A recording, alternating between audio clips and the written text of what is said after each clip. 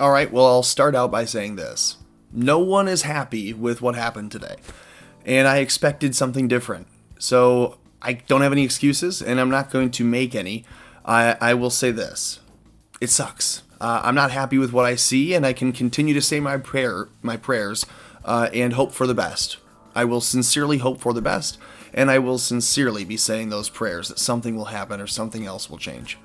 Until that, and that's not to say that, anything to do with bringing Trump back and all that.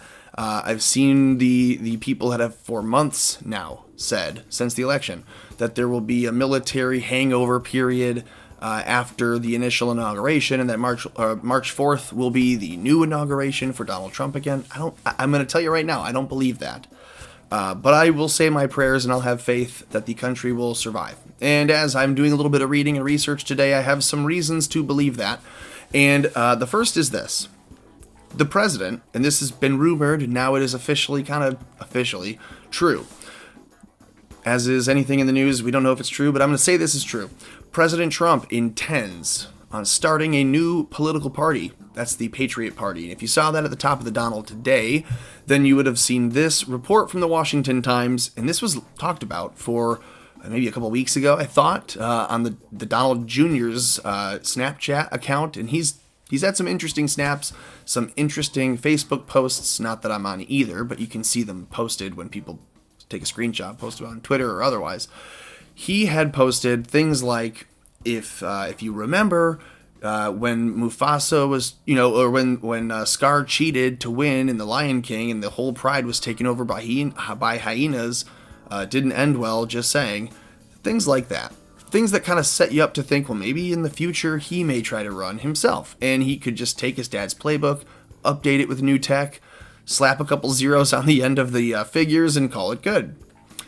I don't know that I'd want that, for the record. But Donald Trump says he wants to create a new political party called the Patriot Party.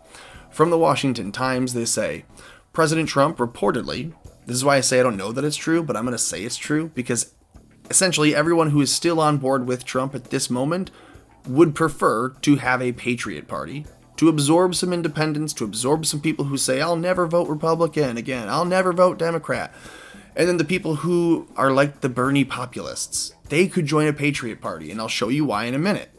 Because the Patriot Party has roots that I bet you wouldn't have expected. It says, according to a report Tuesday evening in the Wall Street Journal, citing, quote, people familiar with the matter. There. That's why you have some doubt, right? Reserve some doubt always. It says, Mr. Trump, get it right. That's President Trump.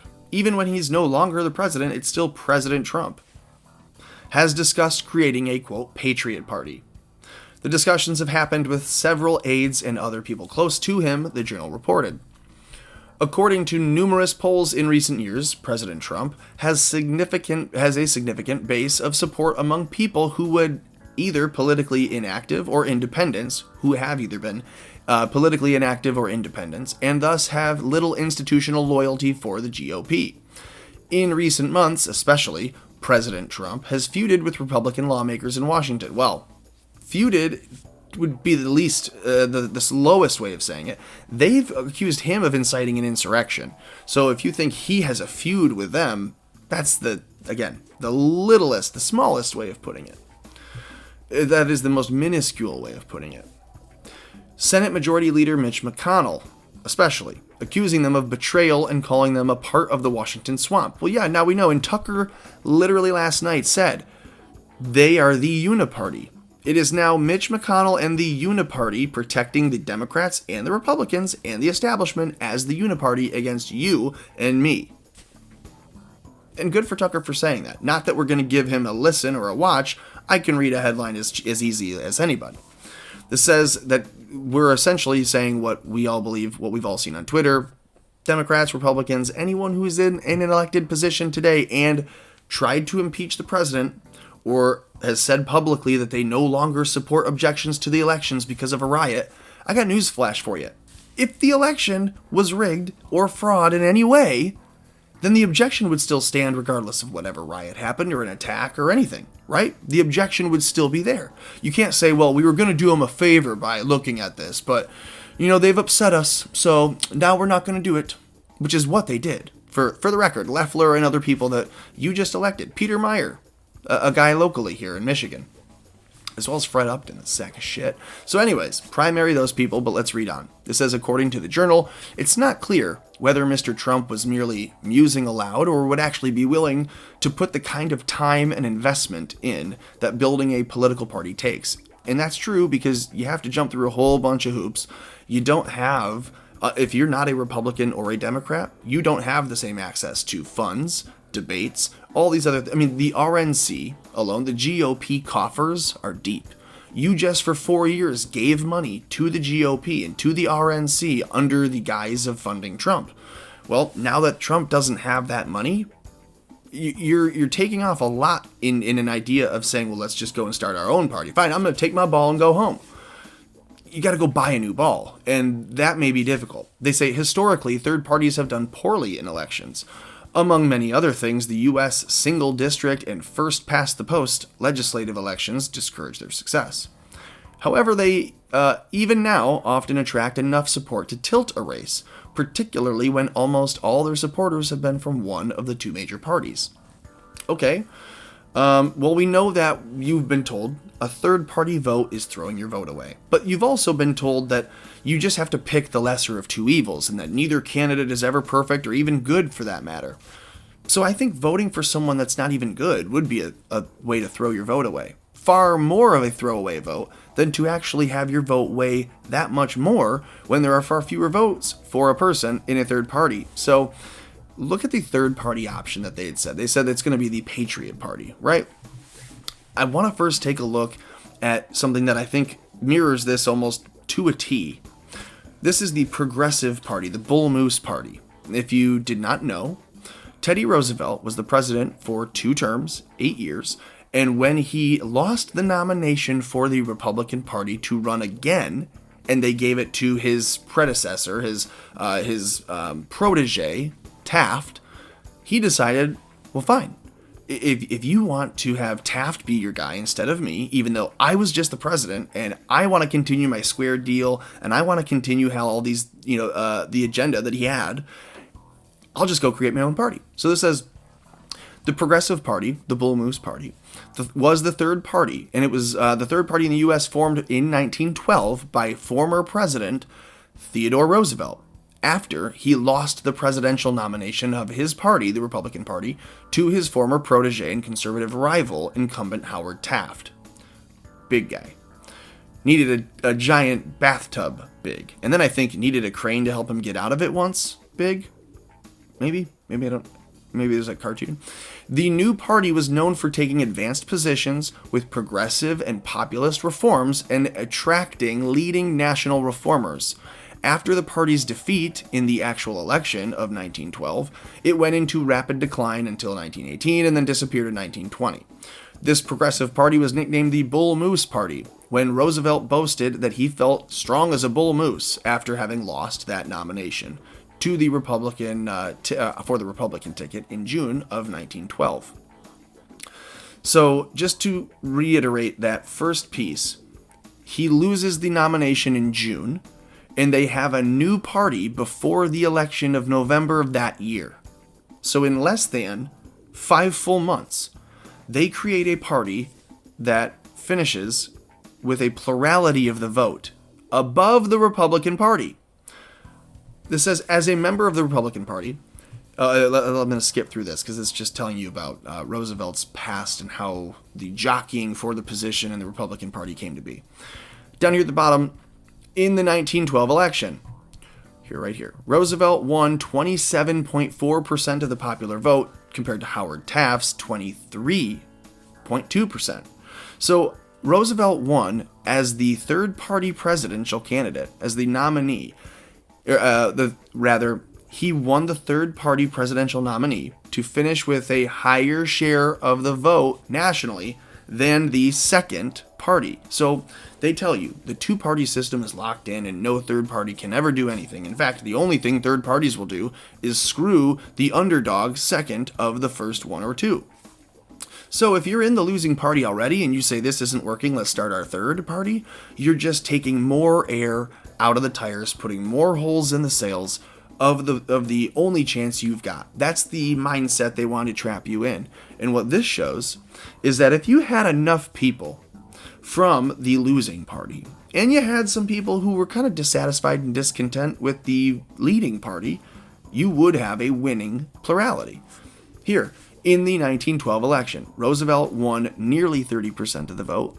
Taft got just over 20%. Now, their difference in their percentage was actually only 4.5 points, but it just goes to show you that if one can edge out the other, it's not a function of Taft losing to Woodrow Wilson by 4 points because Roosevelt got 7% of the vote. It's not that. It's not like a Jorgensen in Georgia situation. It is not a Perot situation. This is Roosevelt straight up beat Taft.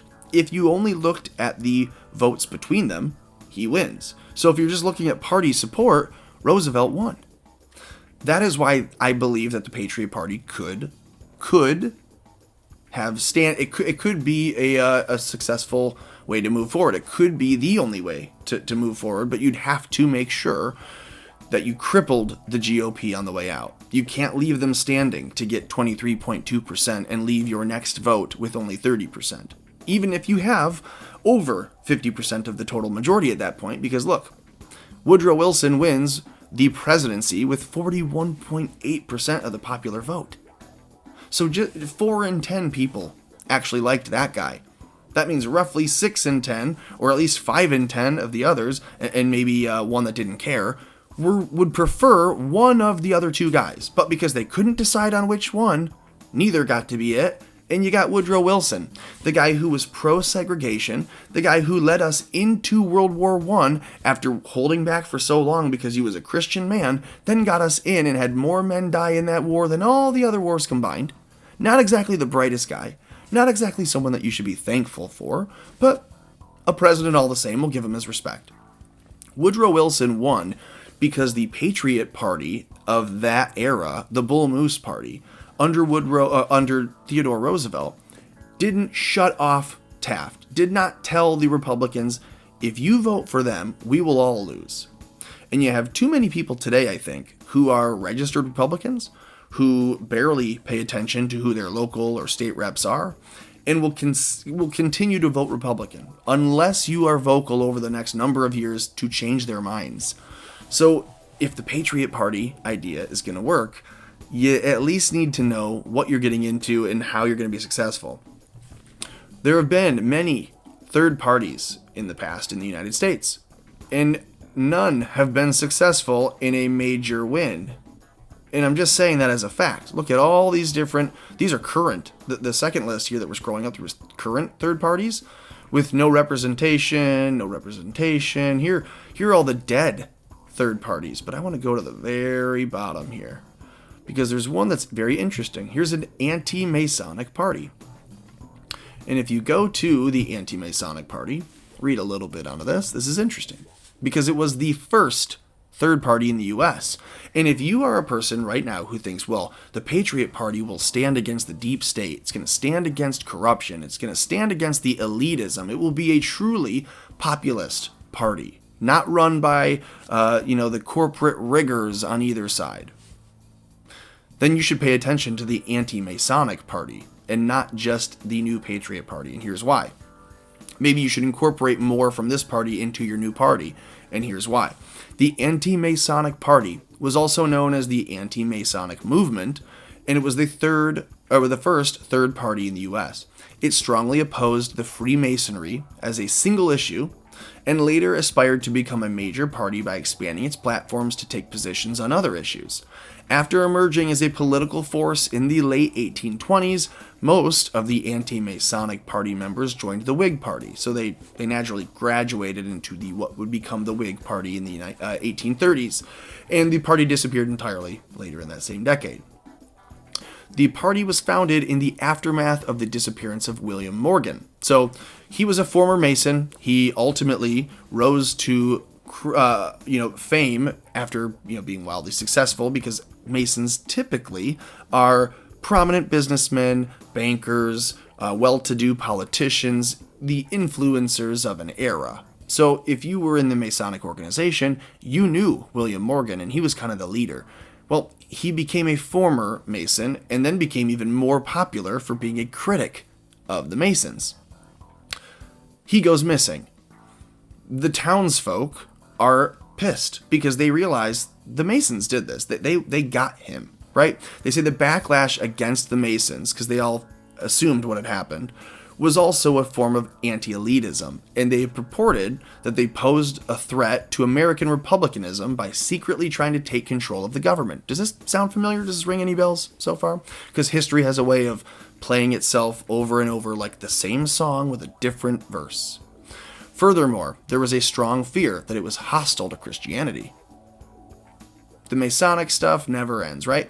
Mass opposition to Masonry eventually coalesced into a political party, that is the Anti-Masons, right? And then it says that the Anti-Masons were actually one of the biggest parties in New York. They supplanted the National Republicans as the primary opposition to the Democrats, so they were a big deal. As the first third party, they showed legitimate traction in trying to get rid of, they called it the Mason cabal, but I mean, it's what you want to call the elite rope pullers, the string tuggers, the puppeteers, and the marionette players, the guys behind Plato's cave that are doing the puppet show for all of you and I. This says as the 1830s progressed, many of the anti-Masonic Party supporters joined the Whig Party, so you get to kind of see how it progresses from there. First third party ever in the U.S. and was pretty successful, at least in New York State. And it was geared entirely to do what? To go after the elitism, the corporate, if you want to call it that. Then they say it was prominent businessmen and politicians, and they all worked together in a secret little group to take over the government in key positions of power. And so this party was formed, organized, and then was winning in a lot of different places.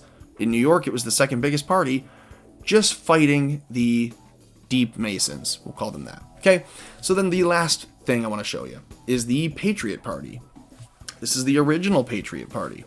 Maybe not something to be unaware of, because the last thing you want to do is tell your friend or a family member or someone that you're no longer a Republican or a Democrat, for that matter. You're in the Patriot Party, and watch them say, oh, well, that was started as a socialist movement, right? And watch you go, because that is... Listen to this.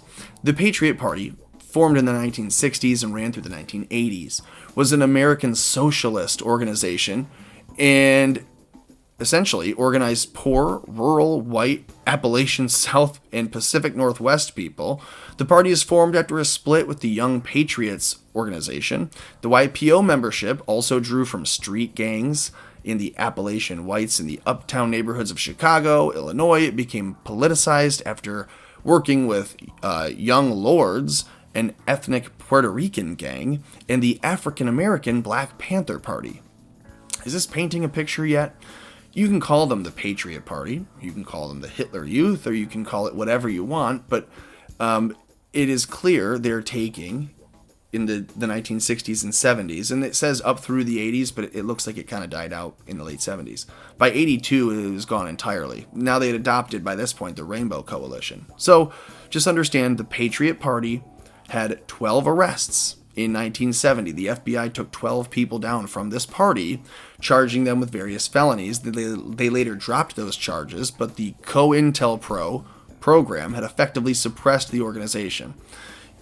Be aware of these things. It says in 1982, civil rights activist Jesse Jackson adopted the name Rainbow Coalition for organizing multi-ethnic groups to support and vote for liberal and democratic candidates for public office, because none of them would do it on their own, because they all see that they would be marginalized and essentially pointed to, castigated, labeled, and said, you are blank, you need to vote for me, right? You are black, vote for me. You're gay, vote for me. You are too wealthy and too white, so you need to vote for me because you need to be leftist.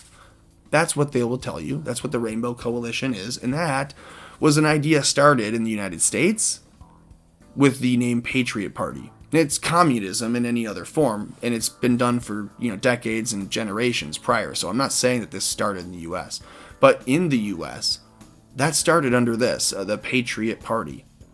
So if we're going to rebrand the Patriot Party, it's got to come with some real strength And I would love to know how that looks to you in the comments below. Like this video if you could. Share this video. I hope that it's somewhat informative. At least you learned something that you didn't know when you started it.